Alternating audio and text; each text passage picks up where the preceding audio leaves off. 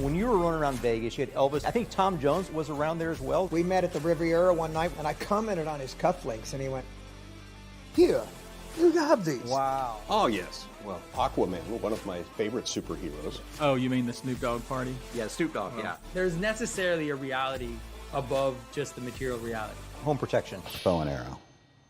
I don't know. Our nation is incredibly strong, but it can easily be brought down from within. I think we all have a calling to a higher purpose.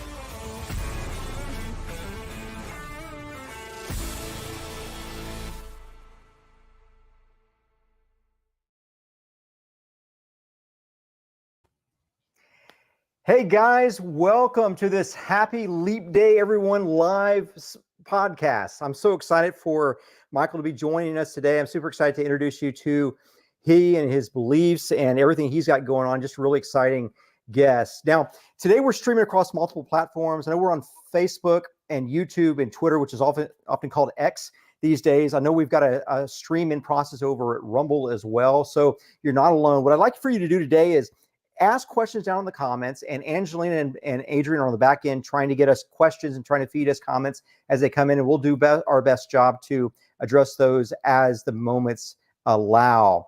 Let me introduce you to Michael. Michael Wiseman is a former Christian, and he's the host of the Bible Says What podcast. It's an atheist versus Christian style show that captures Michael's one-on-one conversations with religious leaders from all over the world. He spreads what he likes to call a unique slice of blasphemy with a firebrand atheism from his recording studio in Las Vegas, Nevada, where he lives with his wife and two boys. Hey, Michael, thanks so much for joining us.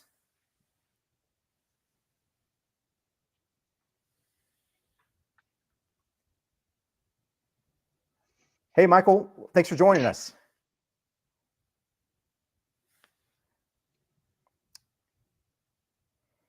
Okay, we're having some technical issues. Thanks Michael, for having can me you hear on, us? man. Appreciate it. Yeah, Good to there see we you go. again. Yeah, good to see you as well. Yeah. So for those of you who are new to this interaction, Cutting out this is a little bit, I don't know our. if it's my end or yours, but glad to be on, man. It's probably the government trying to shut this thing down. They don't know what's going to happen. You know, it's too anticlimactic Yes. for their needs. Yes. So we have a great show ahead for those that are watching live. Again, we're across Facebook, Twitter, Rumble, and obviously YouTube. And so it's going to be a lot of fun. The today's segment is broken up into three parts. First off, we're going to have a conversation with Michael just about his background and find out about his family, his bio, everything there. And then Michael's going to lead me through a Bible study of a passage of his choice. And then I will lead him through a passage as well. And then we'll conclude from there. I know we've got some streaming issues there. And hopefully we can get Michael back here in a second. I think that is where the issue is.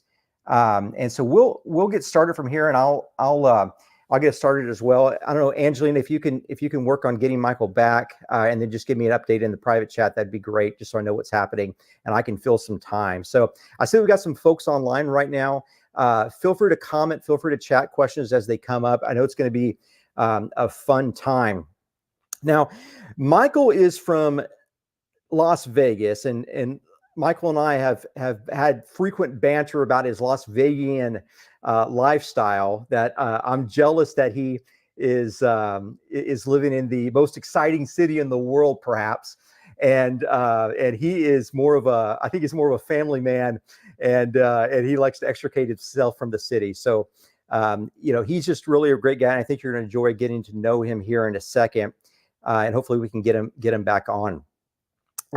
Today's topic, and this is a particularly familial theme that you'll find in a lot of the atheist Christian conversations, is this idea of the pervasiveness of evil in the world. How do we address that? What are some of the things that we need to think through when we talk about the divine? We talk about evil. We talk about a lot of conversation about the gulags, about the Nazi German type of epitaphs that have happened over time, and the bastardization of the goodness in the world, and so hopefully we'll be able to get him back online. We'll have this conversation here shortly. Now, one of the interesting things that tends to happen when we go through this this sort of conversation with folks from other belief systems is it tends to get somewhat hostile sometimes. And so what I want to encourage you guys today, and I hope we're getting Michael back here in a second. Hey, Michael, you back? Yay! All right. All right. I am back. Oh, okay, man. cool, Then you cool, froze cool. as soon as I get back. Can you see me now? Okay. Okay. So, I can fill time if you need to reconnect. We can do that see as well. You're moving around. Okay. You're kind of, and it's swirly, but I'm going to try and push through here. Hopefully it fixes itself. Okay. We know evil's real because they tried to take Michael out just now. They tried to limit his free speech and destroy his message. I mean, we've got to deal with that somehow today. Yes. Yeah, we can definitely hear you there.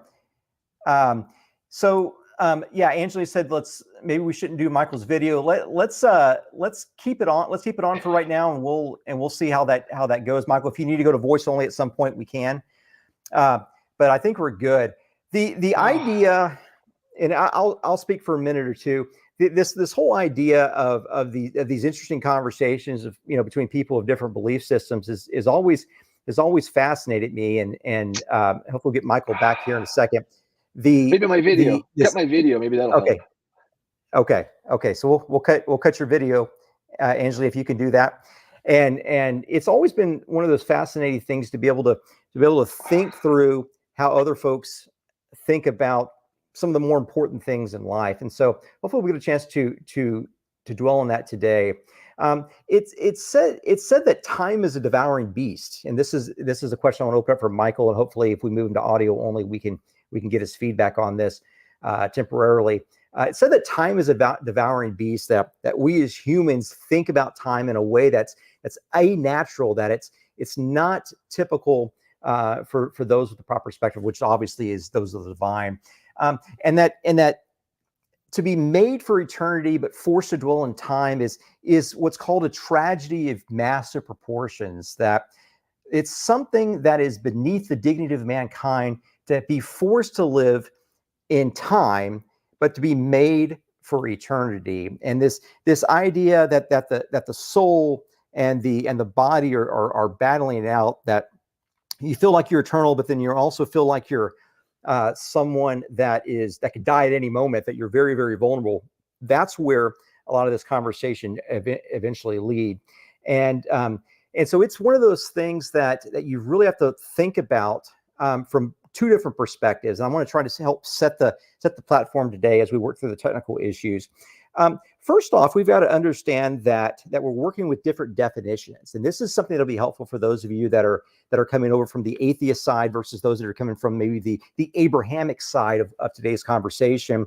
In that when we say certain things, we're referring to certain definitions that have been preset, that have been pre-agreed upon, just historically.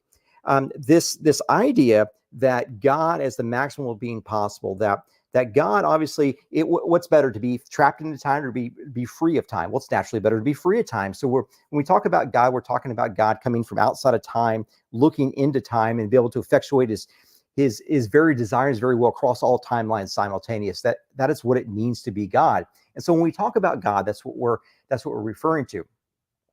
Now, it's also I guess appropriate to talk about what the motivations of God would be. And so we have to think about what would be the highest good by the maximal being. And we would say that all of God's acts are done in perfect wisdom, and they're done for his own perfect glory, I guess would be the best way to put it. And it would just be for his sheer pleasure. So for his glory, for his sheer pleasure. He doesn't need anything. He doesn't get anything out of it, only that we would be properly reflective of the ultimate truth, which would be his glory.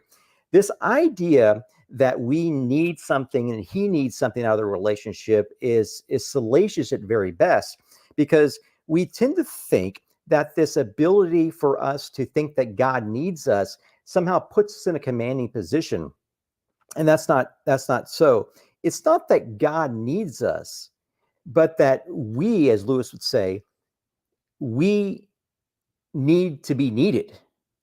That's our very meaning in life. We need it to be needed. That's why God wants us. And that's what it really means to be God, is not to be in a situation where he needs anything, or he needs us, right? He's going to be okay without us. But we have this desire. And so when we looked at see what the action of God would be like, we see three things. We see, first off, that he's centered on the highest good, making the highest possible good come out. Now, this would not be a candy land, as many of us would think about. This would not be a perfect world where we're floating on clouds. We have everything we need. This would be something called the highest good, considered within the terms of being beautifully perfect, I guess would be the potential best way of saying that the idea of beauty in the good to the highest degree is that which God would be most interested in, potentially, if he's the maximal being, right? We're just imagining what a maximal being would want as we're setting up this conversation. And the second thing he would want to do is he would want to act in a way that benefited the most number of people for the longest duration. That's key. That's key. He's not working merely a numbers game. He is working a ultimate game. He is playing the ultimate game with this beatific storytelling that he has underway for us and in us and about us. And so you'll see these storylines play out. You think about a Shakespeare, for instance. Shakespeare, he's said to have appeared in a couple of his own plays, but when Shakespeare sits down to write and he wants to get up and make a cup of tea, he gets up and makes a cup of tea, but the storyline pauses, and the storyline never knows, the characters of the story never know for how long he gets up to make that cup of tea, because he's the author. They're not. There's two different storylines happening. And so when we talk about God, when we mention God in a conversation, this is what we're getting at. Is this eternal being is outside of time, who we would never know whether he paused to think. We would never know, but what we do know, what we believe, is that he can hear the prayers of a million children simultaneously, and he can address them each on a personal, individualized level. And that means something. That means something. And so it all gets down to this idea of faith and reason, right? The intellectual man will want to try to cogitate things out. They'll try to reason things out in a way that he believes that he can get at truth. And he throws out the idea of faith. He throws out the idea of faith. But it's that faith is not unreasonable. It's just above the reach of reason. Faith is not unreachable. It's not unreasonable. It is above the reach of reason. Reason may bring us to the door of God, but only faith can unlock the door to let us in. It's the precursor to understanding. It's the precursor to knowledge in many instances. You know, I lead a sales organization, and one of the things that's common to people that are in the sales industry, and Michael's restarting his computer right now, so we'll see if we can get him online here in a second. Salespeople, they need to act. You know, you've got to pick up the phone and make the cold call. And what they wait to be motivated. And if this is the one thing that you can pick up from today that's usable, that's immediately applicable to your life, is that if you're waiting to be motivated before you act, before you take that great leap, before you act, it's already too late. No. The proper order of things is that you act and then you're motivated to act. Order matters. You're acting, then you're getting motivated to act. That's the way action and success and moving through work. And it's the same way with faith. Faith leads to reason. Reason doesn't necessarily lead to faith. It's an act beneath that of faith to just cogitate it out in your mind. It's something like trying to figure out what the right order is in the mind and get at that. Chad the alcoholic just commented, could you please define faith, please? Yeah. So faith is the evidence of things not yet ascertained. This is in the biblical sense, but something that you're willing to orient your very life around and your very being around. Faith is not acting. Faith is becoming that which you were created to be. It is an all-encompassing orientation towards the divine that is transformative in nature. And it's something that has to be transformative if it is to be real faith. It's reciprocal with the transformation. And you don't get faith unless you act. It's like the motivation and the action thing. It's you act and then you're motivated and then you're inclined to act again. That's the way that faith works. Is it's there's fruit to be had from the faith, and that seems to be what it has happened. So if you could conceive it with your mind, it's something that's finite in nature. But if you can't conceive it, if you can try to get at it with words, and you think that you've accomplished getting at something, defining something with words like faith, what you'll know is you haven't arrived at the truth, right? The words that we try to use to define these terms and to define these concepts are finite in nature. They're very, very limited. I mean, try to read an English translation of the Greek, or God forbid, try to read the Florentine version of Dante in English. It's not the same. And I think we've got Michael reconnecting. And let's see if we can bring Michael. So. Michael, can you hear us? Let's hope it works. Okay. All right. So we not only know evil's real, we know Satan's real, because he's trying to take you out, my friend. I mean, something's happening here. That is a lack of luck. That is a lack of luck. So you hosted Taylor Sorry, Swift. man. You hosted Travis Kelce 2 weeks ago at the Super Bowl there in Vegas. Was Vegas just nuts? Right. Yeah. Yeah. We had them here. I didn't see any of them, but yeah, apparently they were here. I stayed away from that side of town. It's probably best to do when there's kind of a big event, so. Yeah. No, I figured you'd be taking T Swift out clubbing. No? Yeah. Not really my thing. Not my thing. Yeah. My kids dragged me to the concert. I got online to buy 6 tickets for the concert here in Houston last year. And we arrived there, of course, like 5 hours early. And my kids, so the tickets got to be like $2,000 each. And I couldn't sell it off because I already told my kids we were going to go, and one of them promised a friend. So I kind of got stuck with it. And so there was one ticket left. They made me go. Well, I think I watched Narcos the entire time during the concert on my phone with my earbuds, and my girls were so ticked off. Like, Dad, you're like the most uncool person ever. It was hilarious. But I watched the Narcos. It was great. It's terrible. Yeah. So tell us about, Did you get through the whole thing?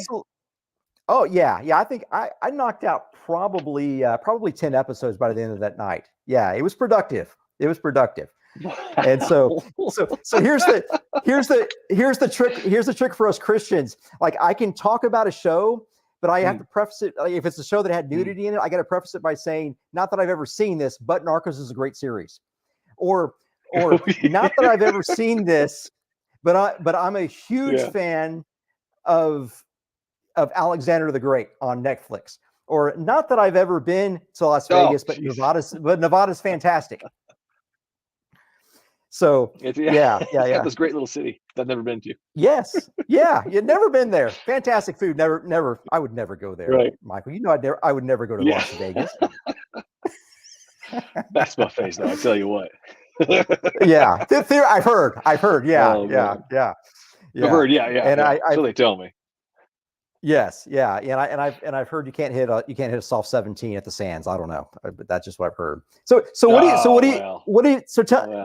us a little bit about your wife and your boys and what you guys like to do.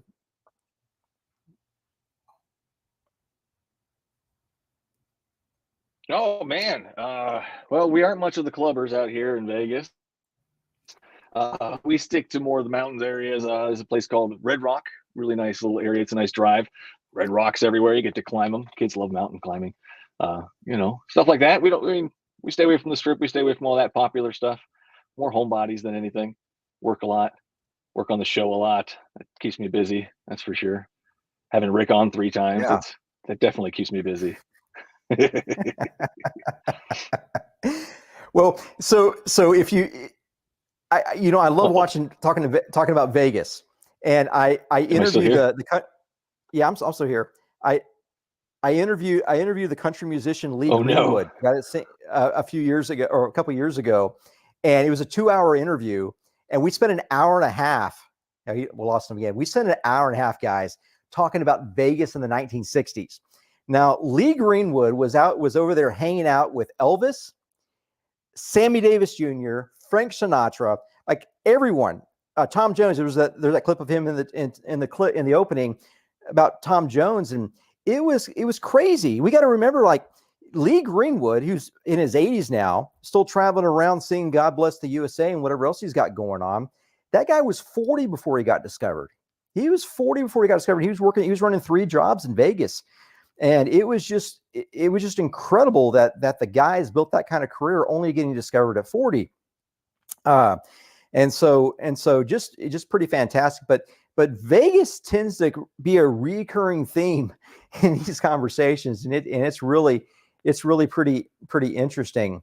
And so let me, as we wait for Michael to come back on, let me just continue sort of that train of thought and see if we get some more questions here, and hopefully Chad the alcoholic will come up with something else to entrap me on my definition of faith.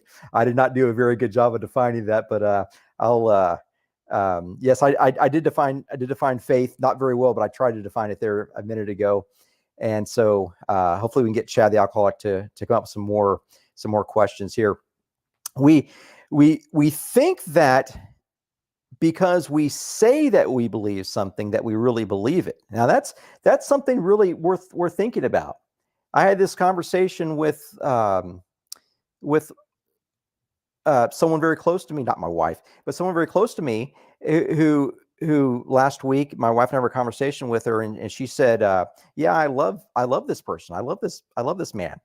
And I was like, well, you sure you love him? Yeah, I'm sure I love him. And I said, let me give you a pass on that. Let me give you a pass, because just because you say you love someone does not mean you love them.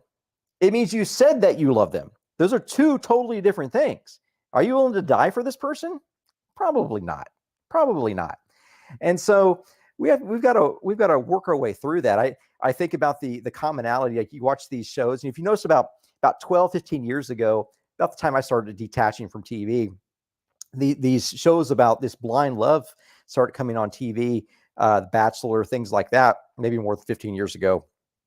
And they got this great saying, that I think I've fallen for you. I think I've fallen for you, which is a great non-committal line, right? It's like the best line. And I hope someone wrote that. I hope someone got paid for writing that, because it's a brilliant line, that instead of saying I love you, you say, I think I've fallen for you. Not that I have fallen for you, but I think I have fallen for you. Not that I've fallen in love for you, but I think I have fallen for you. But what a genius line, because it's so non-committal. Now, the poison of the line, you've got to think about what happens with the man or the woman who's in this relationship. This is going to get back to the faith question as well. Is what does it mean, or what does it hurt you to say I love you? It doesn't cost you a thing, especially if you're in a new dating relationship. It doesn't cost you a dang thing to say I love you, because by definition, a 2-party relationship can be ended with a single opt-out. It's a single opt-out that causes the termination of it, and that's something that is really quite striking, that they would not man up to say, give them the full I love you in that. Let me see if we've got some other comments. I see Chad the alcoholic here. I'm sorry. I saw the rest of your comments now, Chad. We're using a new platform. Those in the mode of pure reason are faithful to their reason, ironically. That's right. No, I love it, Chad. No, this is good, man. This is good. So those in the mode of pure reason are faithful to their reason, ironically. Yeah. And so we got to think about that, right? So if the integral part to getting at faith is not the intellect, but faith itself. It's the action that leads to faith, as the action leads to motivation that leads to further action, further entrenchment of that action. Then so too that ironically, this idea of pure reason and faithfulness to their own reason is accretive to that.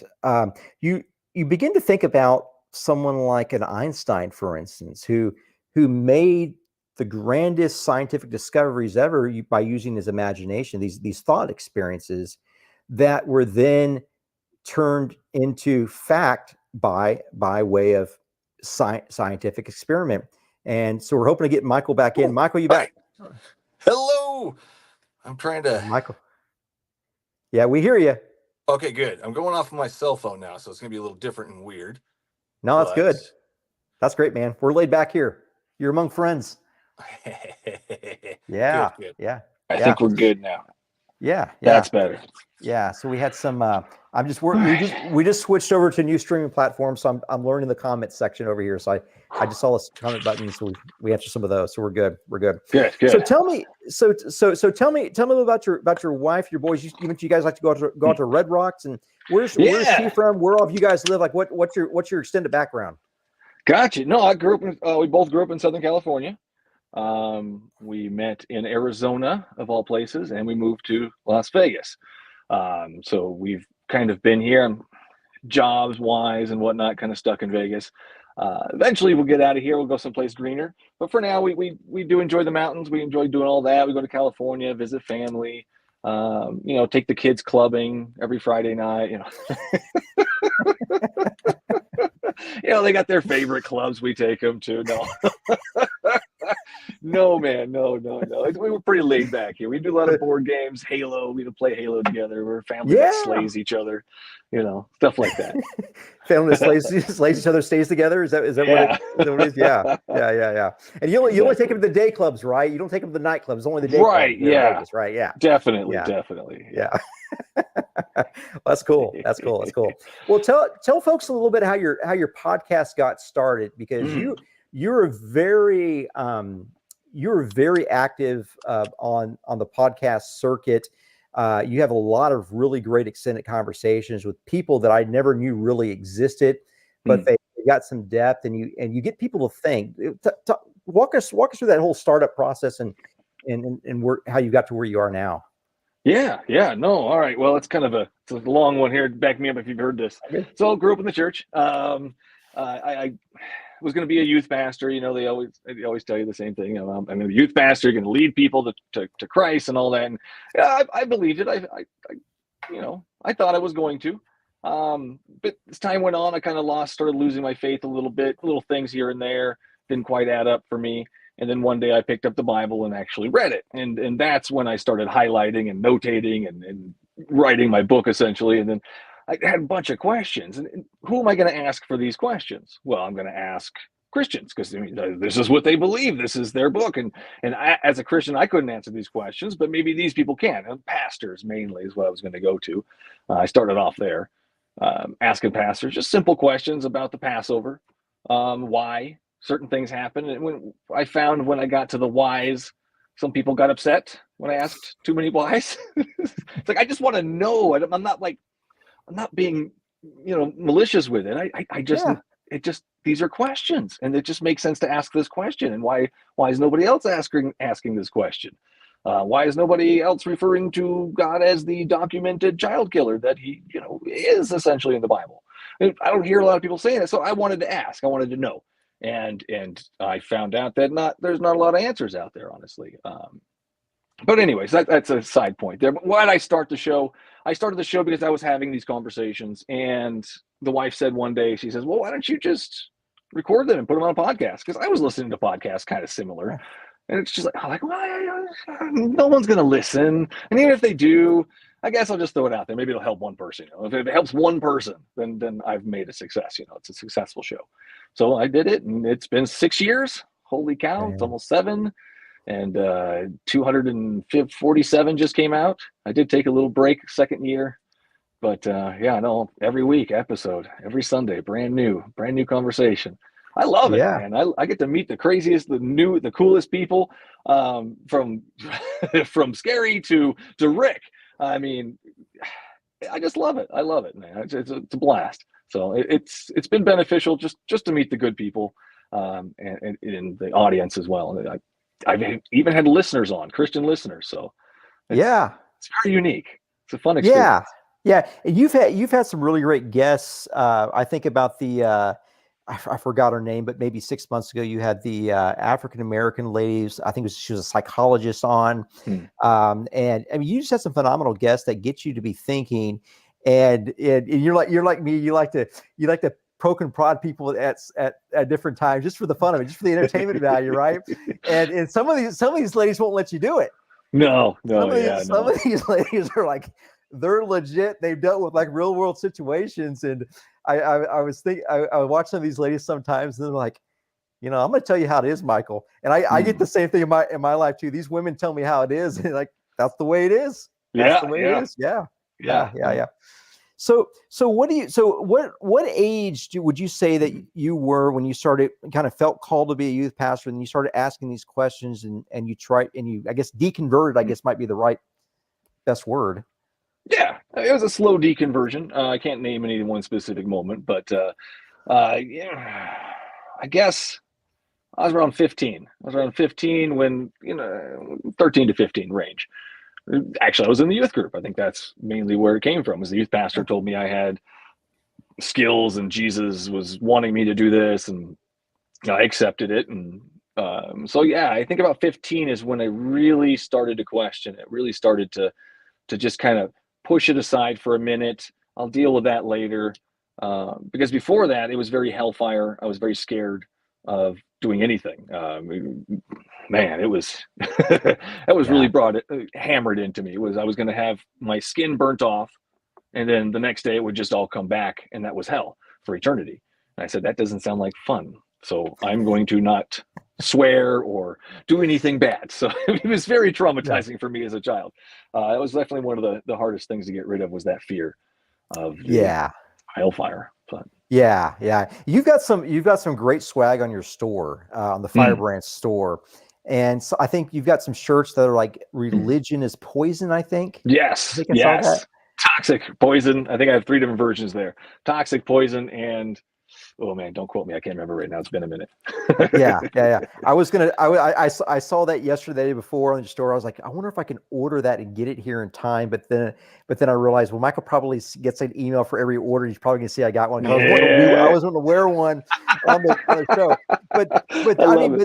But I think that's somewhere, somewhere where you and I really connect, this whole idea of this organized religion. Like, and that's, some of these guys have big heads. They're getting rich off of it. They're preaching fire and brimstone. Now, that may be part of it, and they're scaring people about it, but golly, don't focus on that. It's a whole thing, and you push people away from that. I mean, it's like going into history and, hey, we're only going to talk about, the 1943 Nazi extermination of the kids all semester. We're not going to tell you how we got into the war. We're not going to tell you about the Versailles Treaty. We're going to tell you about this over and over and over again every week. And it's just insanity. And so I think a lot of it, and I get fed up with it too, man. It's a lot of it's just execution and poor strategy. They think that this is what's going to work, so we're going to replay the same tape over and over again, and it's just not a good move. I think there's stuff in Proverbs, some of the wisdom literature, not all of it, but some of it that is encouraging, that it's able to give young men and young women, good ideas and get them through that. I mean, there's I think we've discussed that in the past. So there's certain good things in there that are probably helpful, at least more helpful than other things in there. That's for sure. I mean, we can definitely agree on that. I mean, love your neighbor over burn your prostitute daughter. I mean, we can agree. That's definitely an easy one right there. Yeah, we're going to do a 52-week series on burning your prostitute daughter starting next week, guys. We hope you show up. Which kind of kindling to use, which kind of kindling not to use, the basics, for when you want to burn your daughter right. Yeah. Well, I mean, but man, it's like this, but when like I said, you and I are on the same page like that. Religion in general is not functional.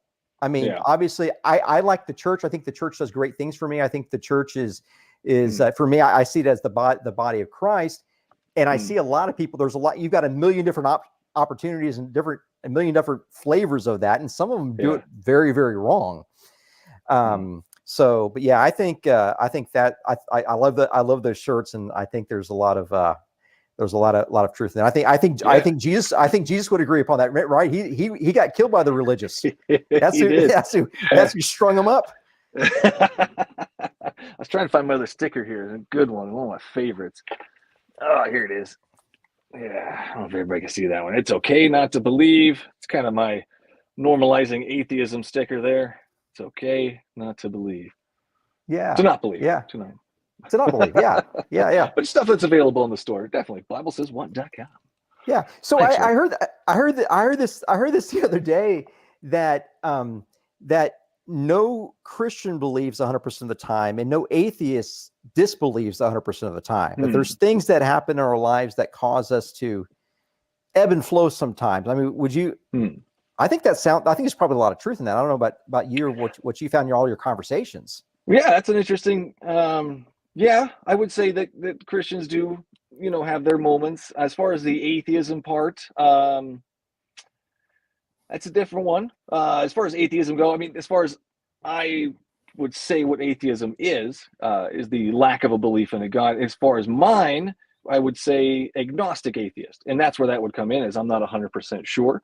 I question things all the time. Is there a God? Is it your God? I don't think so. But, is it? I don't know. I mean, is it Horus? Is it Kali Ma? I mean, there's a lot of things out there could be. And you got to start narrowing it down and which ones it couldn't be. But then there's always that existential thing out there that could be called God So I leave my door open.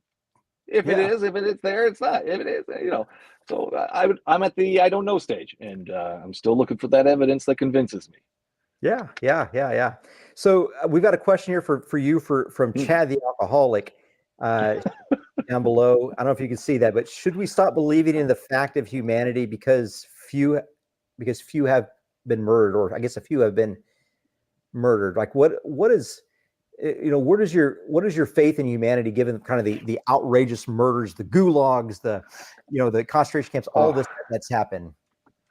Man, my faith in humanity. That's Now I am a humanist, but I've been trying on some new pants lately. I've been calling myself a bit of an optimistic nihilist.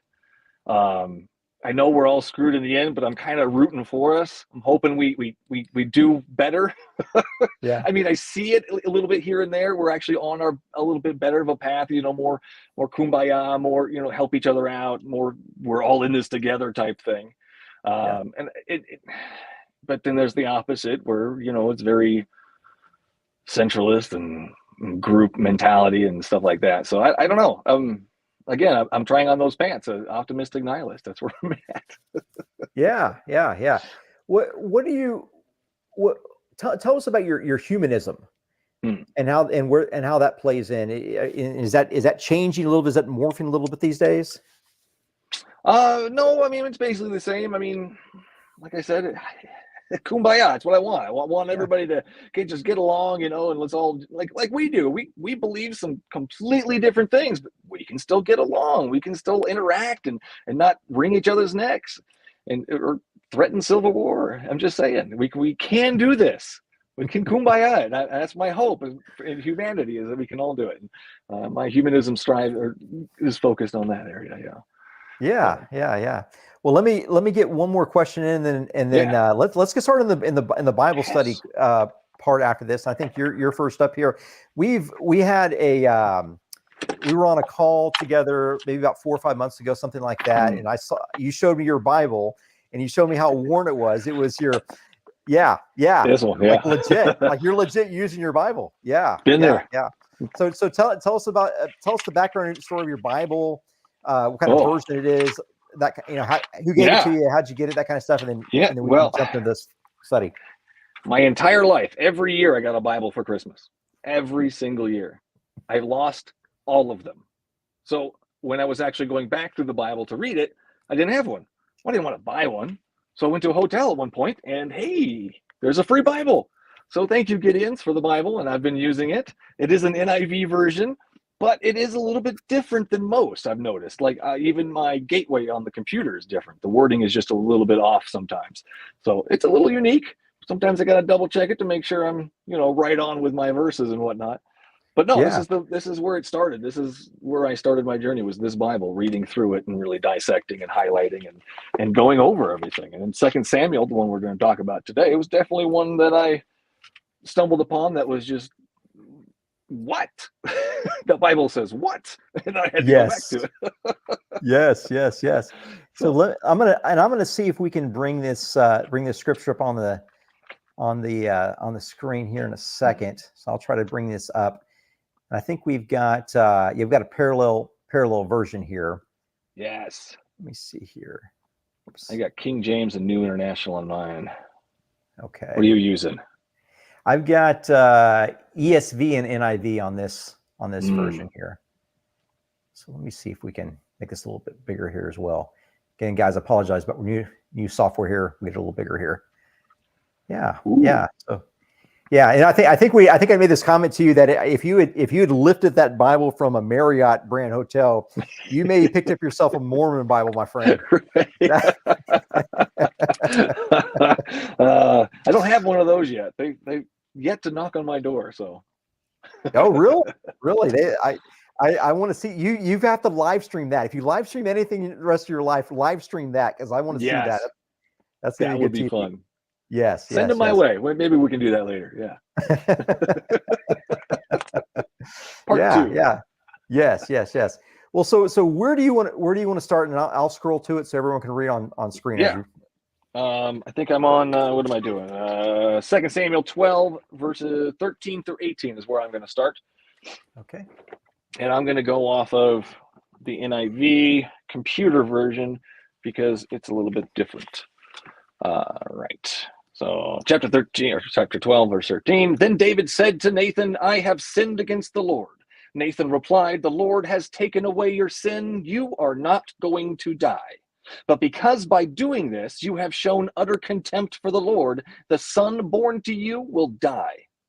Now, verse 14 there, I want to parallel that because that's definitely a little bit different in the King James version as well. I don't know is it different in the ESV? I can't see it on my screen. It's too small there.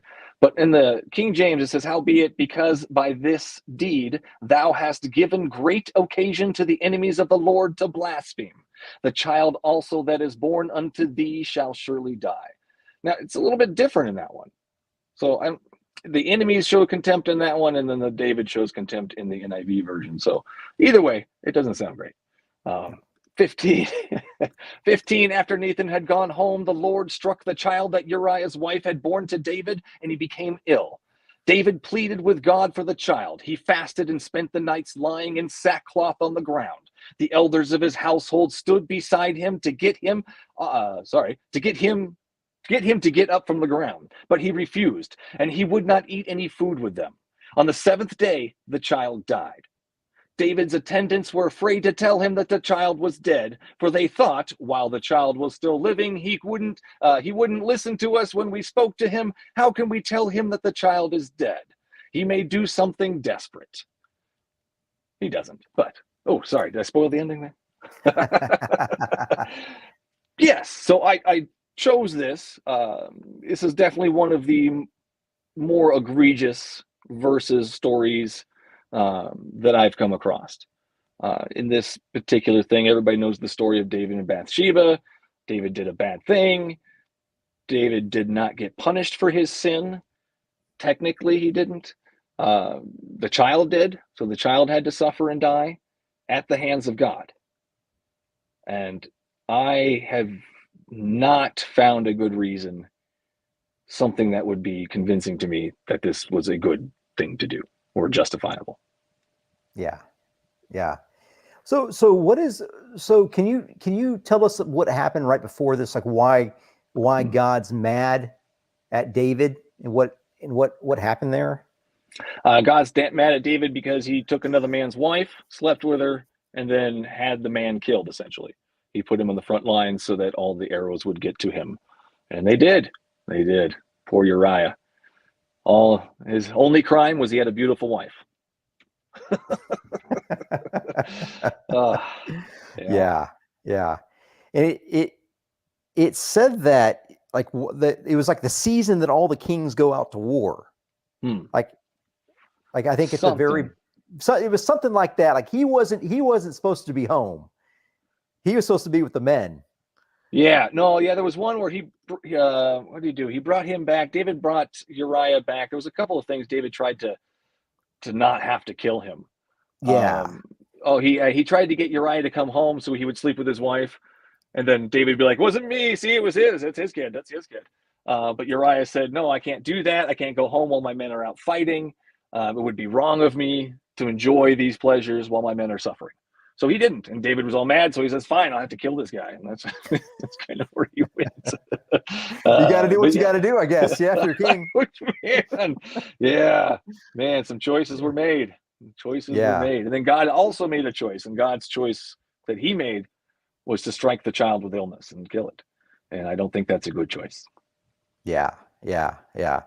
And so does it feel to you that is it more about the killing of the child, or is it kind of the thing that God punished the wrong party? Like what's the kind of the biggest thing that, or is there something else that I'm missing?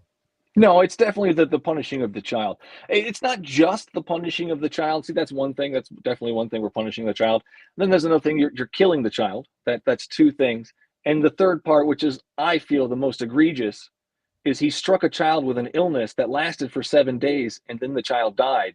So not only did he harm a child, not only did he make it sick, but he gave it an illness so it suffered for 7 days.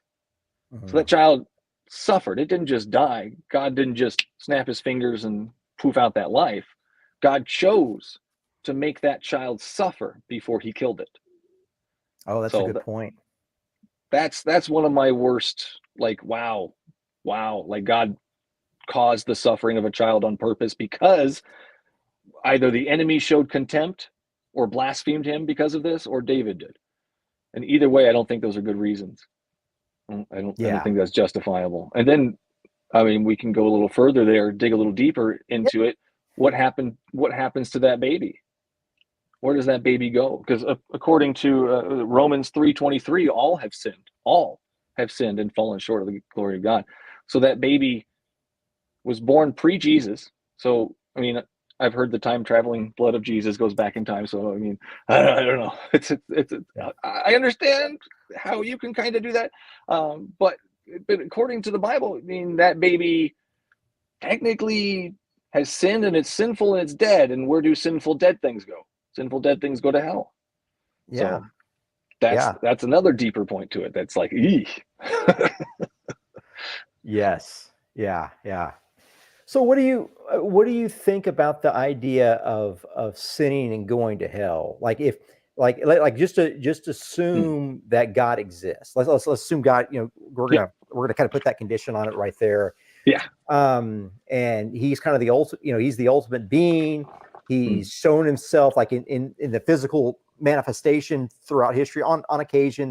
He writes the 10 Commandments to the Jewish people, and somehow those get propagated to all the different nations and throughout history.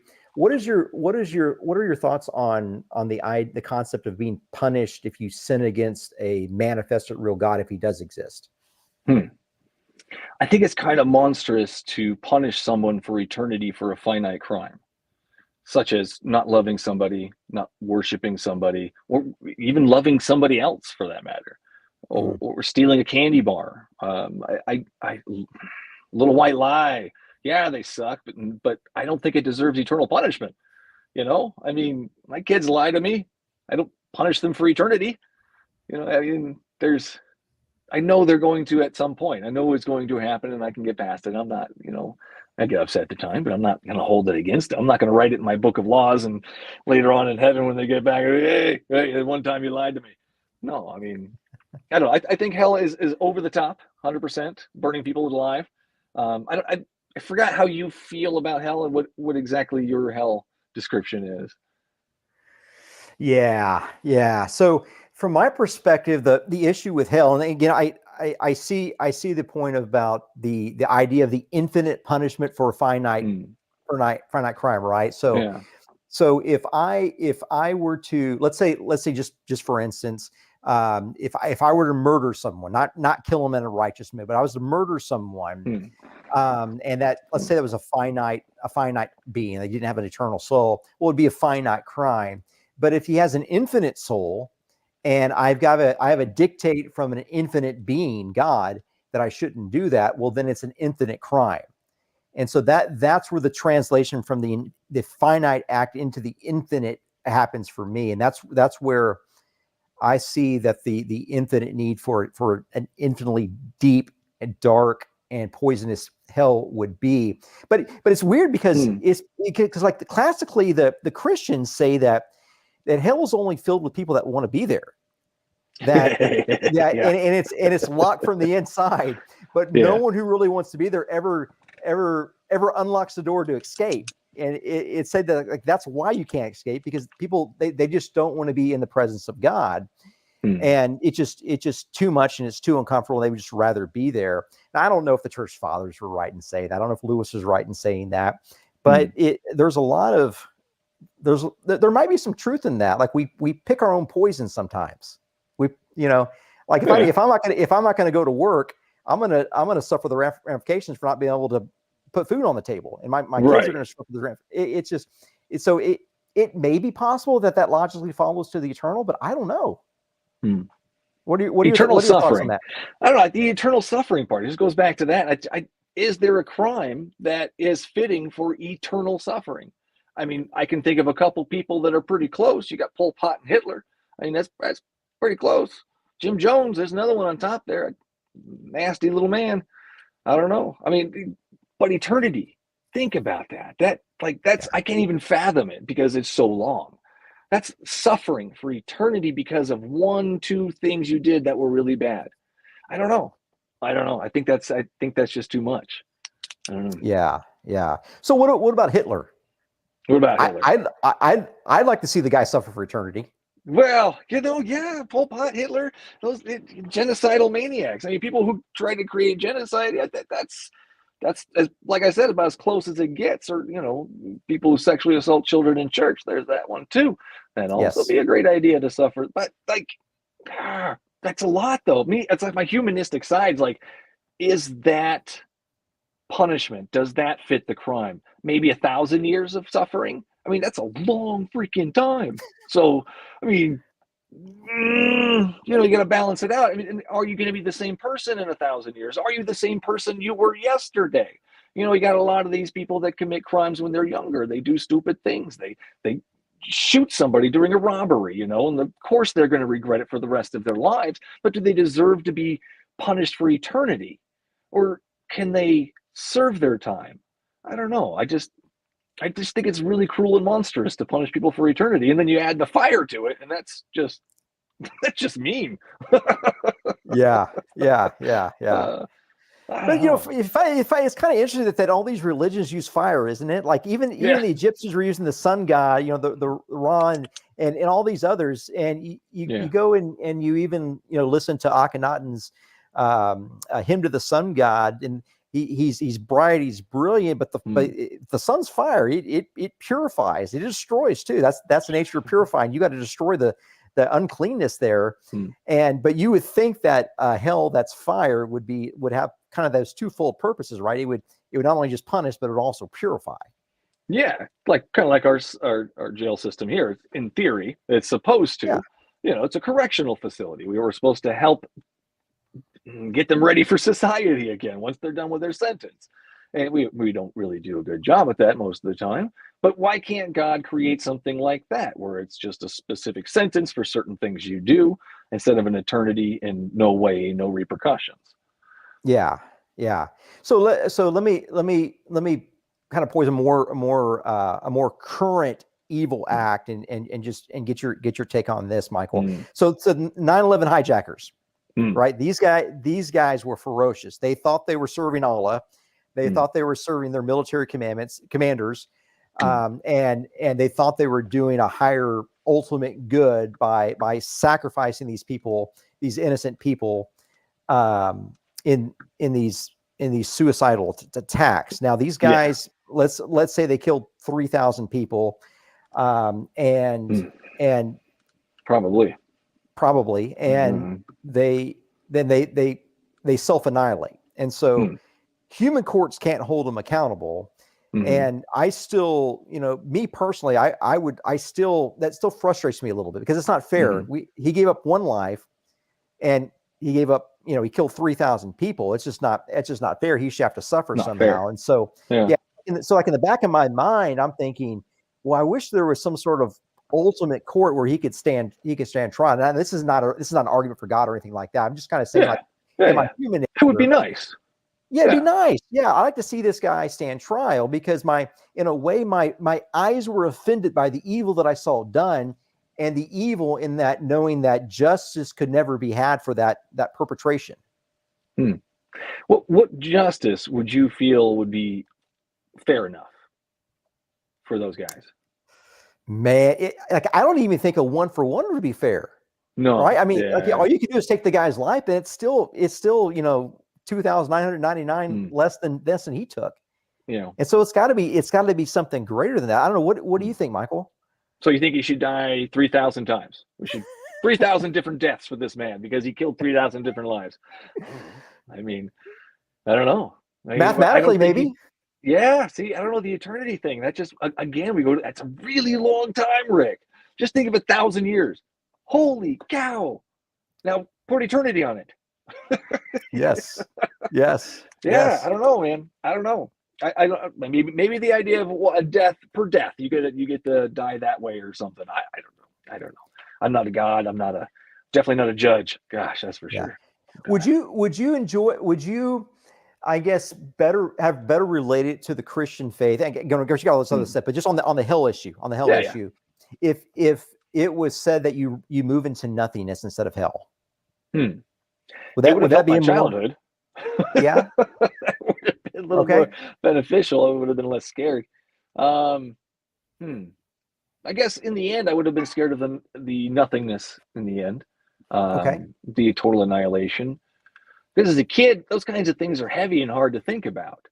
I remember sitting there thinking about, if God didn't create things, nothing would be here. And I remember as I'm guessing like 8 years old, but it was just so overwhelming for me. And I tried to push it aside, but every time those thoughts came up, that was overwhelming. So I don't know. I don't even know what would, I guess, like I said, I'd just probably be afraid of that too.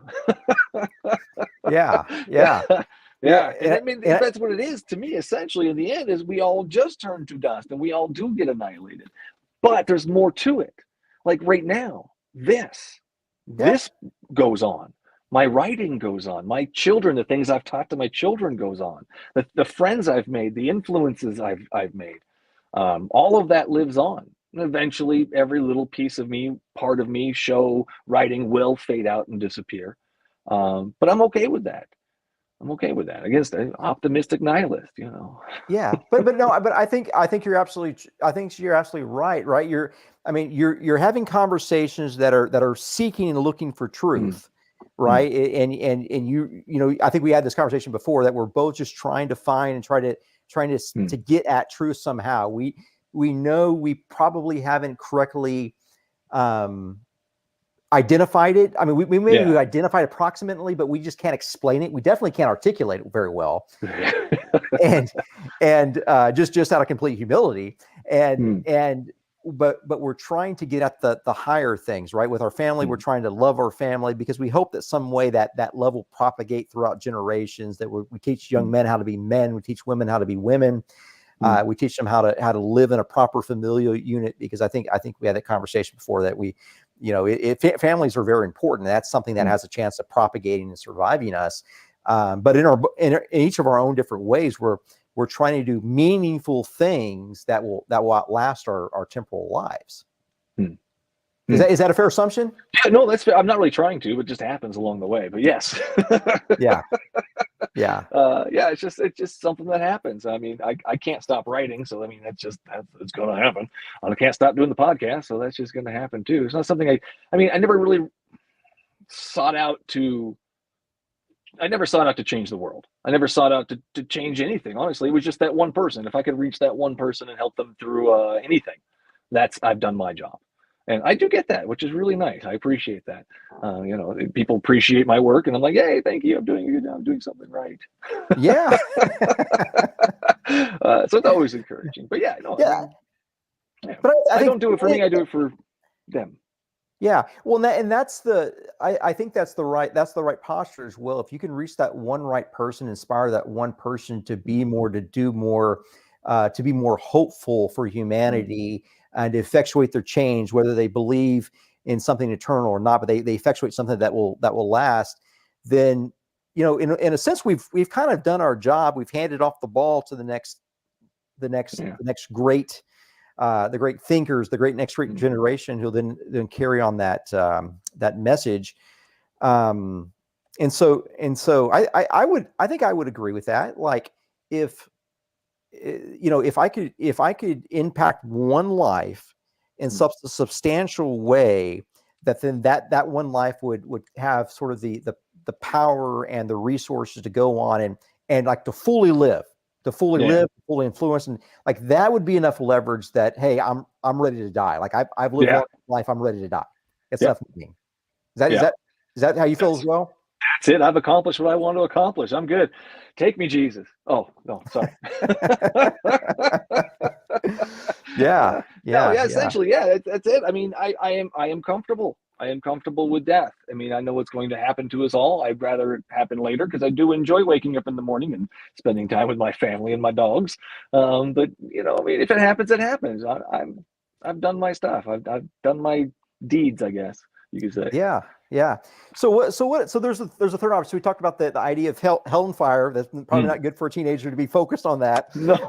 The idea of nothingness would probably be kind of equally scary. Yeah. And then if you had the kind of the third position where, hey, everyone's going to go to heaven. Well, man, if I go to heaven and I'm face to face with an omniscient God who knows everything I thought, everything I've done, I'm gonna just feel ashamed. Yeah. That's not going to be comfortable at all. Well, I mean, to me, when I was growing up, heaven was a little bit different as far as spending time with God. It wasn't as pushed. I mean, yeah, Jesus is going to be there, but you're going to be happy in heaven. It's going to be the ultimate happy place. It's the happiest place off earth, I call it. It just got everything you need: ice cream, video games, and Jesus. What else do you need? So when I was a kid, you tell me all those things, those happy things. Yeah, that sounds great. I get to spend time with my relatives who are dead. I get to play video games whenever I want to. I mean, there's ice cream, pizza. So I didn't have a problem with hell, again, until I started reading it. And that's when all the issues came up. And I researched heaven and hell. Like, what takes place in each place? What does the Bible say about it? What does God's word say about it? And it's not what you think. Yeah. So I think there's a question for you on the screen, Michael. I don't know if you can see that from Mark. Yes. Our holy God requires righteousness, and he provides it through Jesus Christ. For those who unconditionally surrender and believe, it's available to all of us. Isn't that fair? How do you know it's available? Has Jesus asked you, told you? It's another recent thing I just did my intro on my last episode, is rejecting Jesus. I can't reject Jesus until he shows up and tells me something. I mean, he's not there. He hasn't said anything to me. He's never shown up. Not once has that man showed up and said, I need this from you, Michael. Hey, Michael, would you just mind loving me? Never.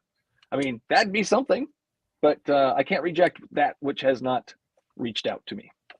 So what about the same? So if I interpret Mark's question as a question of fair access, right? So we all have fair access, right? We can all go steal a Bible from a Marriott hotel anywhere in the world, courtesy of the Gideons, and we can all read that. Doesn't that in some way, doesn't that all put us on equal footing? It does, I guess, but some people reach Jesus. I haven't. He hasn't contacted me. I've sent my signals out there. I sent my little radars out there. And nothing. I got nothing back. It was silence, radio silence. So I mean, I guess it works for somebody. But why would Jesus not contact me? I tried to contact him for years, but he never said anything. So why is somebody else special and I'm not? I'm not hurt by it. I'm just a question. Yeah. Well, I think that's the unusual thing, right? Where and dealing with an infinite being, we almost, I do the same thing. It'd be great. It'd be really great if you kind of manifested yourself right now and solve whatever this problem is for me. Right. I'd really kind of appreciate that. Yeah. Be that helping hand, be that loving father you're supposed to be, show up to my birthday party once in a while.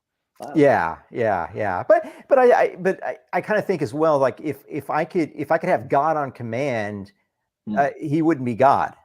Right. I could never command an infinite God or an all powerful God to do something like that. It's not so much command. It's an unfortunate thing, right? That's what I would like. That's would be more helpful. That would take away my need for faith. Yeah.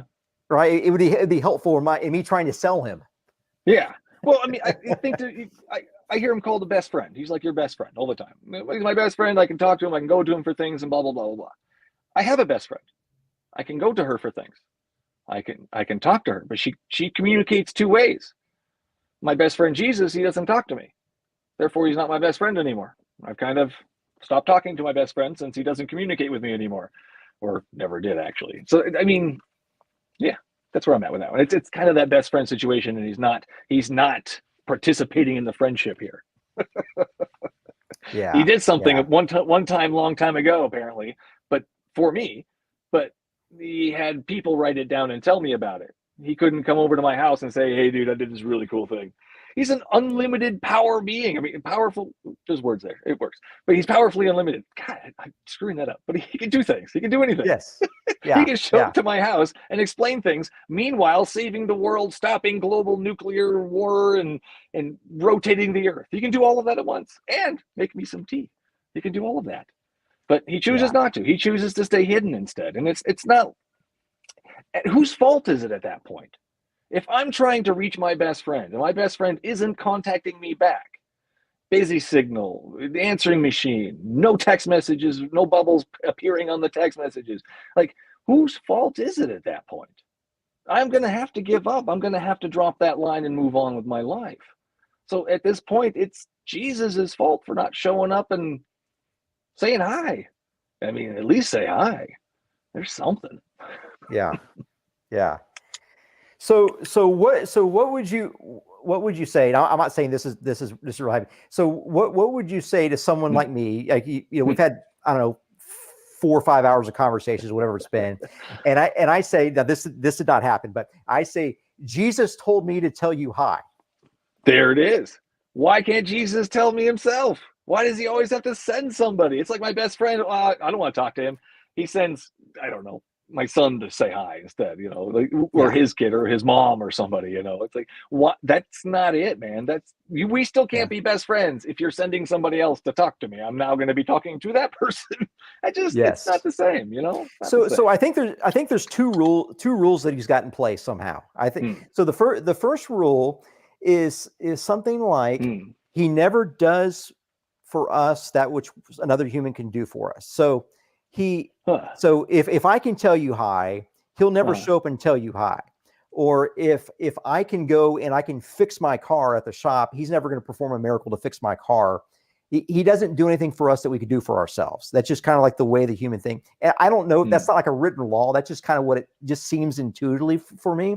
But the second thing is even more strange. It's this idea of faith that you never become the fully enabled human that we were meant to be unless we've got faith. And if we see and he manifests himself and he removes the doubt, we can never have faith. It's a crazy circular argument in a way that if we ever see the ultimate truth in front of us, that we have no need for faith. And if we don't have any need for faith, like we can't, I get what you're saying, man. It's like he created it such a way that, I mean, you look at these Israelites, man, when they come out of the desert, they come over the Red Sea, the Pharaoh and his army are all annihilated. And the first thing they do is they start building golden calves. Like they just saw God part the waters, the greatest miracle of all Jewish history. And they immediately go start building golden calves. Like, what the hell? Literally, what the hell? What the hell are you guys doing? And it's like a miracle. A miracle never really gives us never gives us faith because it's like it's almost antithetical to faith. It's just again, just kind of like my personal observation, not a apologetical argument whatsoever. Yeah, and I'm going to go to the faith in that aspect. To me, it's just pretending it's real until we can know for sure. So we're just going to pretend that God is actually there answering us or interacting with us until he actually does in heaven. Or we're just going to pretend that we're getting this thing we're praying for. I mean, there's lots of different ways to use the faith there as far as that goes. But can you differentiate the two between the pretending and the faith in that aspect, in that scenario? Because God hasn't revealed it yet. And Yeah. So the faith is, it's not just kind of an intellectual assent. It's something more than that. That it's the writing in the orient of one's whole life around being the person that you think that God has called you to be. Now, for myself, there's different subsects of Christianity that would say this, but for myself, I'm reading the Bible, I'm interpreting it. There's a lot, I probably don't understand 99% of it. We've had the same conversation about some of the crazy stuff in there. But I read it and I pray through it and I meditate on it, and somehow that transforms me, not because I go and do it. It's the thinking of it and reading it with the true intent to want to be transformed by it. Like I'm approaching it like it's true. I'm not pretend. It's a little bit different than pretending it's true. Like I go and talk to my daughter because she's my daughter. I don't pretend she's my daughter. Like it's already like I wasn't there. Like my wife may, she may not technically be my daughter. I don't know. But you see, but you're pretty sure she's your daughter. I mean, we can go with that. I watched her come out of the birth canal, and I remind her of that very frequently. She's a teenager now. Like I watched you come out. I know for a fact you're mine. I know for a fact you and I relate. Like you're related to this guy right here. Yeah. No matter what you do, like we're related. But I think that's kind of the feel. And again, if I'm able to articulate it really well in English, I definitely missed something. Like I can't articulate the infinite in finite language. It just doesn't make any sense. So that's where we kind of got to triangulate these ideas. Interesting. No, I mean, it's a good way to explain it. But yeah. So let me dive in a little bit about the with the scripture that you presented and just provide just some initial thoughts if that's okay with you. It's really this is a tough passage. So. David's supposed to be out with the army. He doesn't do that. He stays home. And he's out and he's looking out his palace window on his couch, and he sees Bathsheba, the wife of Uriah the Hittite. Now the Jews are not supposed to have people from they're kind of they're not like a Nazi-like purity, but they're supposed to only have like real Jews kind of living in and around them. But he's bringing in all these other cultures there. And that kind of gives you the first hint that he's not the type of king he should be. And you see these sorts of things earlier in his career where he's not killing the Amalekites like you and I've talked about in the past. He's supposed to wipe them out. He doesn't do that. He lets a few of them survive, and Saul does the same thing. And these guys, they're playing around. They're following like 90% of what God wants them to do, which obviously you follow 90%, you're not following any of it. And so that's the kind of guy David is, but for some reason he's blessed. And so the prophet Nathan approaches him and says, "Hey, I know what you did. Like I know you were with Uriah the Hittite's wife. She's pregnant now. You try to murder him and you try to cover it up, and your sin is not a secret. God knows your secret." And that was appalling to King David. He thought he had kept it a secret. And I think there's something psychologically here or physiologically that all of our deep sins, like we think they're secrets, but they're not really secrets because they manifest in other ways, right? They're the stuff the candy I stole from the store is going to come back and haunt me some way. Someone's going to find the wrapper. Like it all, your sins find you, I guess is kind of the classical way of saying that. And so he says, Nathan, before he says it, like, "Hey, I know what you did," he tells him there was a rich man that had a whole bunch of sheep, and there was a poor man who had one sheep, and this little ewe sheep that he had, he would nurse it, he'd let it drink from his table, and eat from his plate and almost a lamb. But this rich man had a visitor, and instead of slaughtering one of his own sheep, his own lambs, he slaughtered that man's one little lamb, that little lamb that the man loved. And what should happen, King? And David says, well, that man deserves to die, and he should pay fourfold the lamb that he slaughtered. And Nathan immediately, the prophet says, you are that man, and it strikes David. But what he doesn't think about is all the sins that he actually committed, right? It says, like, do not cover your neighbor's stuff, but it also says do not commit adultery. And so I think if you were in youth group probably about the same time I was, you always mix the two, and you say you shall not cover your neighbor's ass, your neighbor's wife's ass. And so he violated like two commands at the same time, right? He got his neighbor's wife's ass, and then he murdered his neighbor for it. I mean, that's really what happened. And if you go back to Exodus, there's this rule that he says, like, if you break these laws, that the iniquity that you by your sin, you'll bring it on yourself, and it'll go from the fathers to the children to the third and fourth generation. Like your children will be harmed by these sins, and your hate for me will be shown. But if somehow if you repent, the grace will be propagated as well. And because I like to show steadfast love to thousands of those who love me and follow my commandments. So it's kind of like this both and, like, hey, I'm going to forgive you and I'm going to love you, but you're still going to have the consequences from the sin. It's like, I'm going to go sleep around with 1,000 women next time I go to Vegas. And if I happen to catch an STD, and I'm going to ask for forgiveness from my wife and from God, but I'm still going to have the STD. I'm still going to have the STD. And it's not going to be one of the cool STDs, Michael. I know you guys got all these cool variants of STDs rolling around Las Vegas. It's not going to be one of the cool ones either, I assure you. We don't talk about those, Rick. We don't talk about those. Yeah, so go ahead. Go ahead. No, go ahead. Yeah, finish your thing. Yeah. Finish your thing there. So there's this idea of God will forgive. God, he offers grace, he offers forgiveness, but there's still consequences too. So that's kind of the thing. And then I want to get to the babies. I want to get to the baby issue too here in a second. Yeah. Because that really ties into, and that's probably one of the more difficult things here. So he's coveting, he's all over his neighbor's wife. He's trying to murder. He even breaks the Sabbath, because remember, the Sabbath isn't about taking a day off. The Sabbath is about working 6 days. And if he's laying at home while he's supposed to be at war, he's not even working.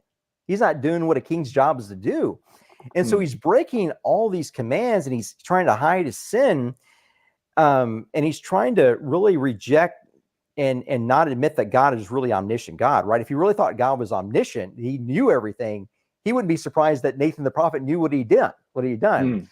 And so God allows him through Nathan. Nathan asked him, like, what should be the punishment then? And he says, well, that man should die. He should offer a fourfold punishment of what that would be.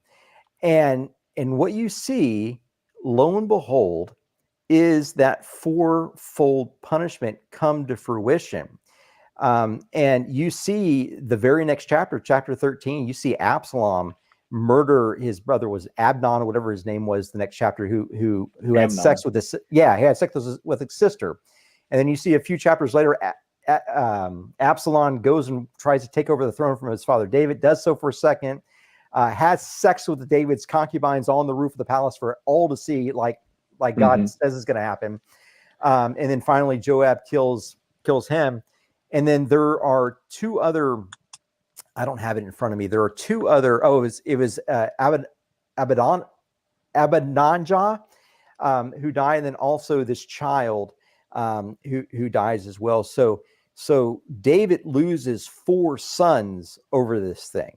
I mean, that I'm talking about the punishment from David's perspective, since he was a sinner, right? So did God actually do that punishment though? Because I mean, he killed the first kid. Did he kill the other kids?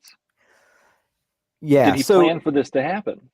Yeah. So he withdraws his protection. I think that's sort of the classical way to think about that from God. God, from our perspective anyway, being being all good, right? In evil is only bastardized good. It's never a thing in and of itself. You can't ever have evil by itself. It's always a twisting of the good, right? The Hitler's Nazi, what they were trying to do in the concentration camps is they were trying to purify the nation. Purity is a good thing, but purifying a people group, that's a bad thing. That's an evil different, thing. yeah. So there's always a little bit of the good. And that's the way evil works. It takes the good and he twists it, or the good withdraws and allows evil to be a perversion of the good. So God allowed that to happen. That he backed away his protection. So God knew what was going to happen when he backed away. So isn't that kind of his fault? Well, if I backed away from the protection of my kids, if I didn't protect them when I could have, I am definitely to blame there. That's correct. Yeah. So I think that's a safe assumption that there's nothing that happens that's not under his control. Like, so when what's his face said that David sin was forgiven and taken away, that he wasn't going to be punished, but God essentially just killed 4 of his kids as punishment. So I'm not. Who was not truthful there?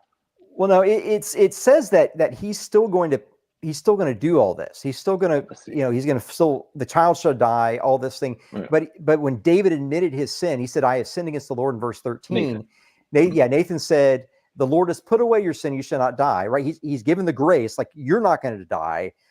But nevertheless, in verse 14, so like those are the consequences. That's the STD that you're still lingering with after your trip to Vegas. The Lord has taken away your sin. So the Lord has taken away the STD. No. Now your kids are going to die. He has taken away the eternal condemnation from you for doing that sin, but there's still consequences. Like my wife's still going to forgive me for going to, for doing that stuff in Las Vegas, but I'm still coming home with the STD. She's not going to take away the STD. And so it's the consequences. So I think that's, and I didn't realize that, Michael. I didn't realize it until about a year ago when I read the Bible that you can get grace, but you still have the consequences. And like your kids, it's like your kids, man. It's like your kids disobey you. You forgive the kids, you still love the kids, but they still got to be punished sometimes, or they're not ever going to learn. If you never punish a child, they're not going to.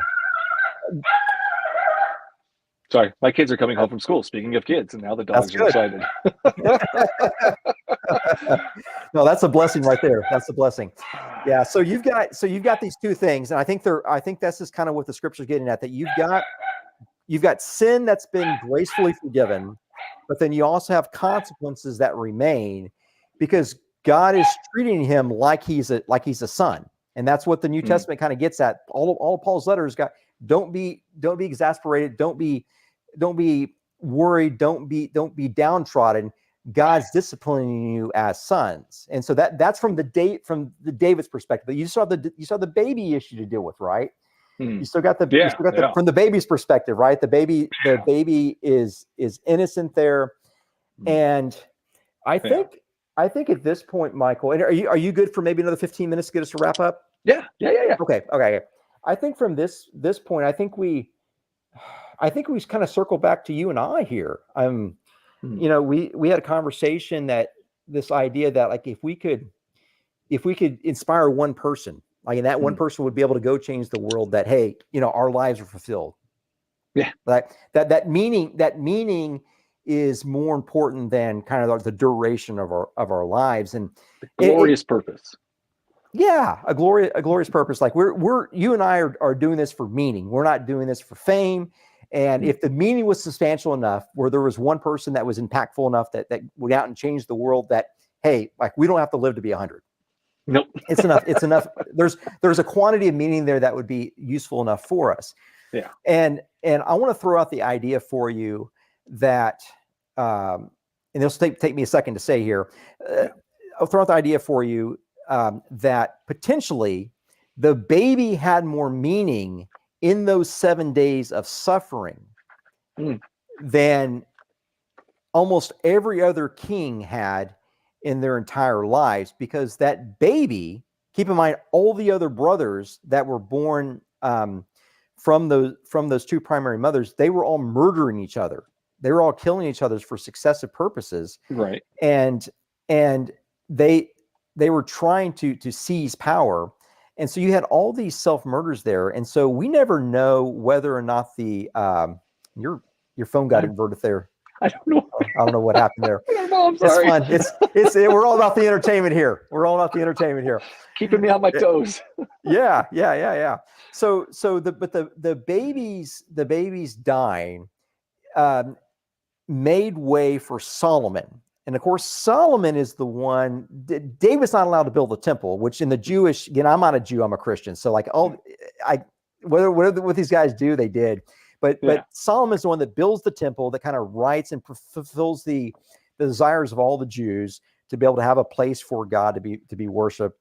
And Solomon's also the one, if you go back and you read not only I think you read Matthew, you read the genealogy of Christ, that Christ is a descendant of Solomon. So if Solomon was threatened and he did not become king, there was this other baby there. He never became king. The promises of God to David that his throne and his kingdom shall reign forever through his own lineage would have not come to fruition. And also you would never have had Christ the Messiah come about if Solomon was never born and never permitted to succeed, because he had all these older brothers that were killing the younger brothers. I mean, that's how David's family worked. It was messed up, man. It was so messed up. And so I think it's possible. Again, I'm not saying this is kind of lockdown defense here. Yeah. That you got two different things playing out, that the child had more meaning in that 7 days of life than most people have in their entire wasted life. And secondly, you would never have had Solomon come to the forefront. And so if you never had Solomon, you would never have Christ the Messiah or the temple. And so you would have basically eliminated, you would have killed off all three of the Abrahamic religions from being able to succeed. And you would have made God a liar too, because the throne and the family line of David would never have been eternal. You've got a question here from Anthony. Hey, this is my friend Anthony and I went to high school together. We used to call him Monk. Hey, Monk, good to see you, man. We used to play hoops together. So good to see you. So we got a question here from Michael. So can't say it's God's will, but then men are given free will. Yeah. What is that? I mean, how like what's your stance on kind of free will versus God's will, Michael? Do you think we've got free will? I don't. The free will question is an interesting thing, because I get advertisements for McDonald's all the time, and then I want McDonald's. So I don't know. Is there really free will? As far as the Bible's concerned, I have yet to see any spot in there that says we all get free will. What I do see is God meddling in the acts of men constantly. He sends people to kill people. He changes hearts and minds. He shows himself to I can never remember his name. The guy with the fleece, the wet fleece and whatnot. Gideon. God, why? I can never remember that name. Anyways, that guy. So he definitely steps in and he does things. He comes down and he kills kids during the Passover.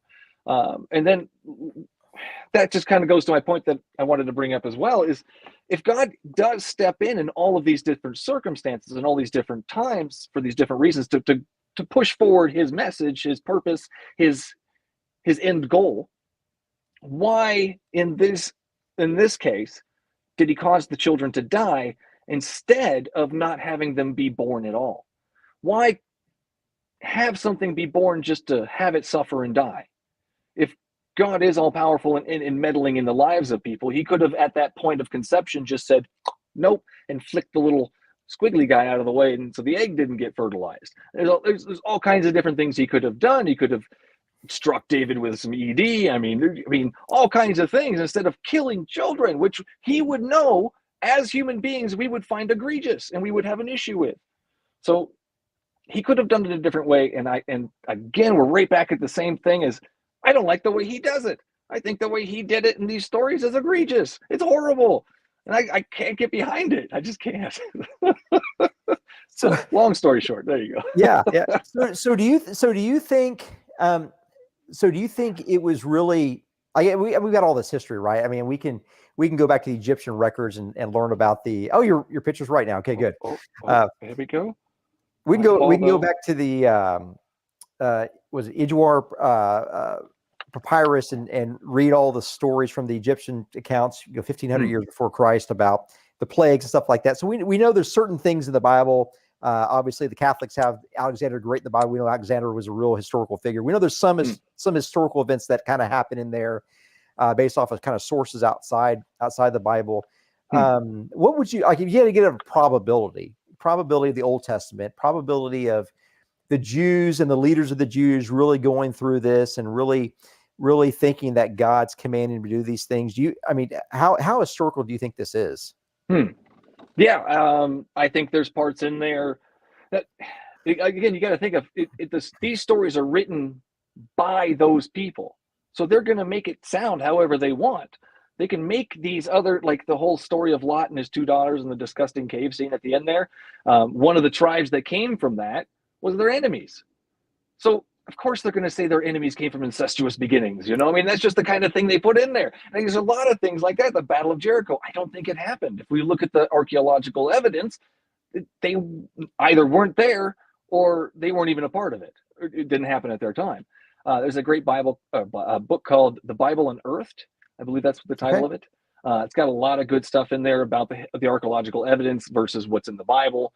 All that stuff, of course, anything you read, verify it for yourself. Look into it, get more sources. Anything I say, verify it for yourself, get more sources. That's what I tell everybody on the show. I'm not an expert in anything, 100%. I just spew I'm just a guy out of my mouth. This a guy with a webcam. What are y'all doing listening to us? You don't know who the heck we are, man.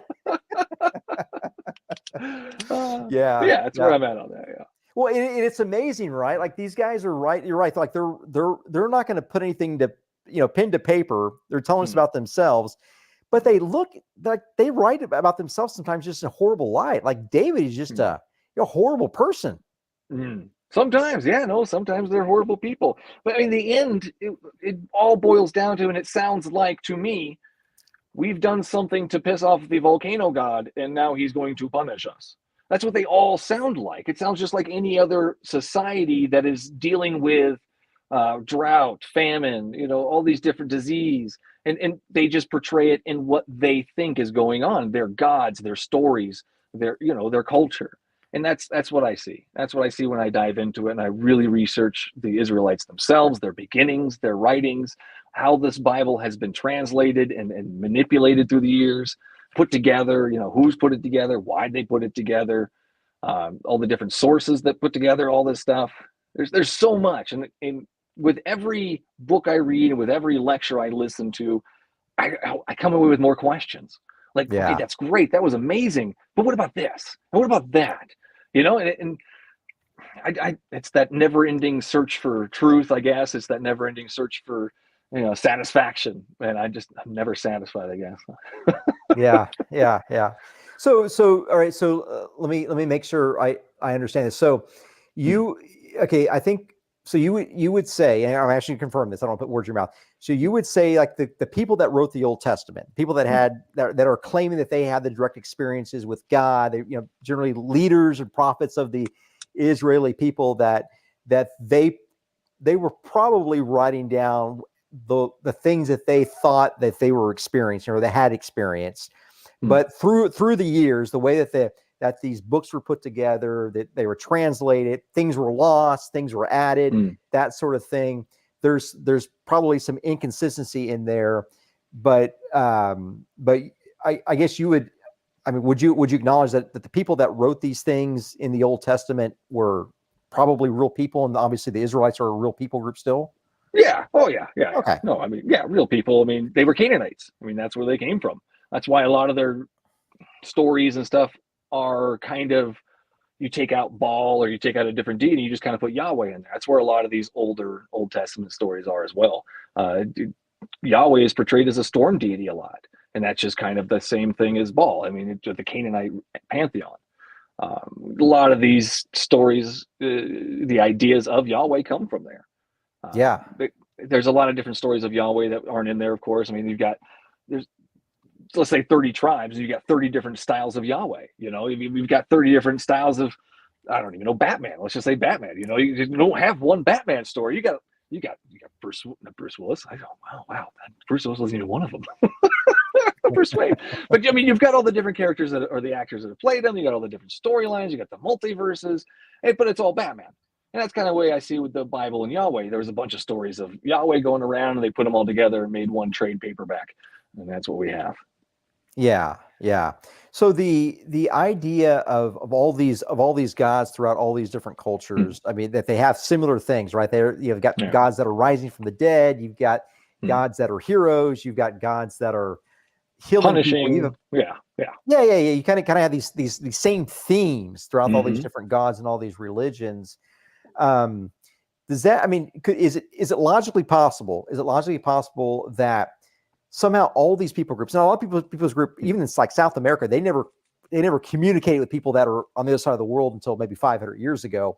But is it possible that there could be some truths that all these different cultures would maybe agree about? So, for instance, like it's proper to in battle to have courage and go fight for your own people rather than running away and cowardice, or it's proper just to defend children and your wife if they're attacked. There's certain things that seem to transcend cultures, and this whole God creation thing seems to be one of those. Yeah, we don't know where the world began, and so we're going to make up stories where the world began, how it began, where it got here, who did it, why'd they do it. We got stories of where the sun goes at night because they didn't know where the sun went at night. It just would vanish, and I'm sure some people freaked out over that. It's like, oh no, the sun, I need that. And where's it going? So they had to have stories, and we love stories. We're human beings. We love stories, and stories have developed over time to manipulate. I mean, we have stories that are so old, but we're still using them. We're still changing them and making them our own, tweaking them to our own culture and time. Pinocchio, good grief, I'm so sick of that one. Stop making Pinocchio. Stop it. It's done. Yeah. But what I mean? We love our stories, and we try to answer really difficult questions through stories sometimes. A lot of these drama films, what are we going to do in this situation? What would be best in this situation? How will this make us feel if this happens? And I think stories are important in that manner. They can teach us things, how to be better people, for sure. Do you consider, so we both see kind of these common themes among all these different cultures, like their gods have similar characteristics throughout. Sometimes they're doing the same thing, sometimes they're doing different things, but it looks like they're maybe amalgamation of each other. They're getting these ideas from somewhere. It's the evolution of morality. That's what I see it as. The evolution of morality. We're figuring out what is right and what is wrong. What's the best way to act? What's the wrong way to act? If I go over there and stab my neighbor and steal his cookies, well, that leaves me open. I wouldn't like someone to stab me and steal my cookies. Well, maybe I shouldn't do that to my neighbor because I wouldn't like that done.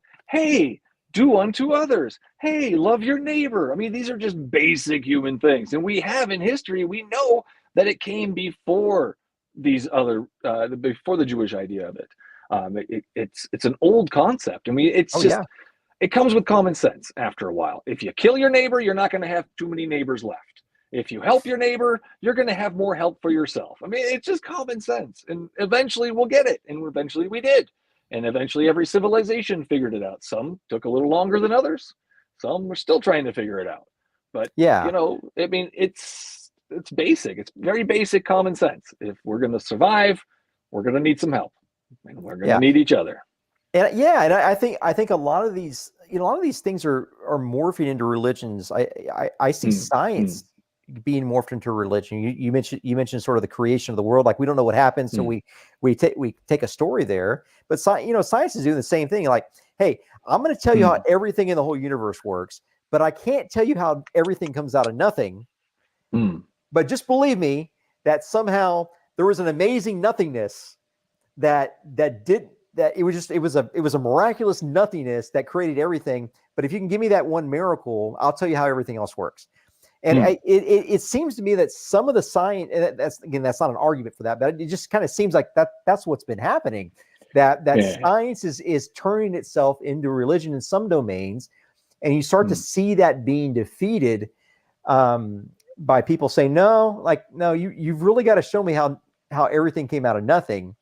If you show me how multiple universes came apart, then you got to show me a multi-universe generator machine. Plus, you've got to show me all the. I mean, and so it gets into kind of these loops there, and then you. So I think we're starting to see invented religions left and right come at us that are called different things. Belief structures, yeah, for sure. Yeah. Are you a Star Trek fan? I mean, do you know Star Trek a little bit there? Not Spock. really. Spock, Yeah, okay. he's like completely logical. He doesn't do anything unless he's 100% sure. Dude makes a decision and he's not 100% sure, but what he did was he made the best educated guess. That's what I'm going. The best educated guess, the best logical decision with what we know at the time. And that's what we're doing with science right now, is we're taking the best educated guesses. We don't know 100%, and they'll tell you that. Most scientists will tell you, we don't know, but this is our best guess. This is what we see. This is what we know. That happens when we see these things, and that's where that comes in. I mean, everybody takes things in different ways. I mean, I'm sure there's religions on with a Twilight movie. I'm sure there's religions on that. They've got everything nowadays. There's a pretzel religion, a bacon religion, a weed religion. You know, you got it all. You want it, yeah. They got it. I prefer my gods obedient to me. Yeah. I prefer my gods to be bacon. That's all. That's like the hobby of mankind, inventing gods. Yeah, well, I created the street light god or the green light god the other day, me and the kids. Yeah, you Really? better be good or you're going to get more red lights. That green light god is watching you. See those traffic cams? Those are his eyeballs. He sees everything. So you got one comment before we wrap up here from Flixku. He says, I'm one of the ones still trying to figure out what God has planned for me. Life has been hard, but I just go with the flow of whatever lands on the boat I am flowing. And that's, I think, I don't know, Michael, it just seems like there's a lot of suffering in the world that he's talking about there. Like there's a lot of suffering, and it's, if you can find some shred of meaning out of it, you can get through it at the very least. Yeah. The plan thing, I'm just going to real quick at the plan thing and then we'll go into that. Was the plan for the Jewish people to be gassed to death? Is that God's plan for them? I mean, God's plans. It was God's plans for that baby to be killed. That was his plan. That's what he set out to do. I'm not big on his plans. I guess like the forgiveness and the grace is separate from the consequences. Like my infidelity is separate from my STDs in Vegas. So that's horrible. That's going to be a clip. I'm going to run for office one of these days. And Michael, you're going to say, I was on that podcast that one time with Rick Walker. Where I told him he shouldn't. Oh my, this is not going well. And I lost my total train of thought. But I think those things like that are separate from God's knowing that something is going to happen and his allowance that it will happen. And so with the whole thing with free will thing, that's a strange beast, because we're both in loving families, and I can't make someone love me. Love has to come from free will. Yeah. And if free will is going to exist anywhere, it's going to exist in the context of love, because I don't want a love that's not free. That I don't want someone to say that they love me, like that one, like we started the conversation with. I want someone to really love me. Yeah. You wouldn't want to change their heart and mind so that they do love you. You would want them to freely do it. Yeah. I wouldn't want to force love is not love. Yeah. So that's kind of what I see when God changes hearts and minds. He's forcing that part. There you go. Now you love me. Ha ha. Now I've got you. No, but I mean, seriously though. That's what I see when he opens hearts and stuff and minds. It's him stepping in and essentially making you love him. You've been opened up to him. This is it. Now you're gonna love me. I don't know. Maybe he doesn't want to do that for me. I don't know. But find the meaning. That's what the other thing was. That's a great question. You got to find your own meaning, man. I mean, I find my meaning in my show. I find my meaning in my kids, my dogs, my job, my writing, board games. I love playing board games with the kids. Just you got to find your own meaning and your own purpose, your own glorious purpose. That's all it is, man. That's all it is. Yeah, no, I agree. It's the meaning to life, right there. Yeah, and I think the ultimate goal is find the highest possible meaning, right? Like we can do things that have meaning in our jobs, but they're not ever compared to the meaning that we try to bestow and have in the relationship with our kids, teaching them lessons and showing them and spending time with them. And so I think that's what life is a lot of times, is sacrificing the lesser meaning to the things that are more meaningful. You've got to sacrifice the good for the great. Sometimes. The good of the one outweighs the good of the many. Sorry, Star Trek again. Yeah. No, but Wise man. Yeah. Well, Michael, I really appreciate you joining us today. I know we ran a little bit over here, but I think it's been a really fruitful conversation. Hopefully, folks that have watched the recording will see, you can be from two different sides of two different coins and still communicate and try to figure out where you align, what you agree on. And I think there's multiple ways of seeing these more complicated matters, that if people just give each other grace and just listen, that it helps with the understanding. Not that we're listening in order to be corrected, but we're listening just to understand. And to understand is and understand someone else, especially with someone from a different perspective, is probably the highest compliment that we can ever pay someone within that domain. Like people have to figure out how to communicate. And people just are not communicating, especially online. These keyboard warriors are horrible. Yeah, no, stop and think before you push that send button. Sometimes take a day if you need to. I mean, it's worth it, honestly. Yes. Been there. Yes. Yeah. Well, good. Well, Michael, I appreciate you. Please, if you think about the couple of books that you mentioned, if you want to leave in one of the comments here, link to Amazon where we can buy the books, I'd appreciate that, man. And just feel free to pencil me in for episode 666. That's mine. I got dibs. Put it down. Yeah. Of course, we're both going to be long gone by the time that comes. That's a lot of weeks away. That's a lot of weeks away. Yeah. Anything you want to leave? Like how can my audience, if they want to follow you, various places online, how can they purchase your swag? Like how can we support what you're doing? TheBibleSaysWhat.com. All my stuff is there. You can podcast, the video, all the links are there. Find me at TheBibleSaysWhat.com, or just look up my name, Michael Wiseman. You'll find me somewhere in there. The guy with the beard and no hair. Can't miss me. Did you see the thumbnail for this? No, I didn't see it. Okay, there's a thumbnail. If you go look at, there's a thumbnail where I think you'll see it on YouTube, where the thumbnail designer gave me a Jesus beard, and he put me in a Jesus mock. Oh, I love it. I sent that to my wife when it came in, but the first time it came in, it had my face actually blended into the Jesus head.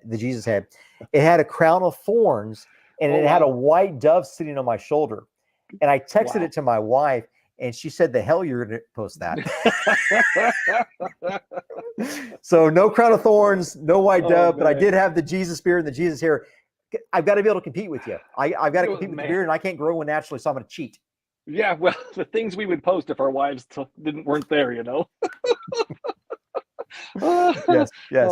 Well, let's do this again soon, and feel free again. I encourage everyone to go to Michael's channel, watch some of the episodes, comment. This audience is really great, very, very kind. I've had some great dialogues with some of the viewers over on your channel, and it definitely helps your algorithm as well. But Michael, thanks so much for sharing your heart and your mind and how you see the world. I think it's been really refreshing, and I really appreciate you and everything you're trying to get at. I think we're trying to both kind of aim and approximate and triangulate ultimate truth, although we're using two different ways to get there. But I think we're both getting closer. Right. Thanks, man. I appreciate it. All right, man. Have a great one. You too. Great. Thanks, everyone.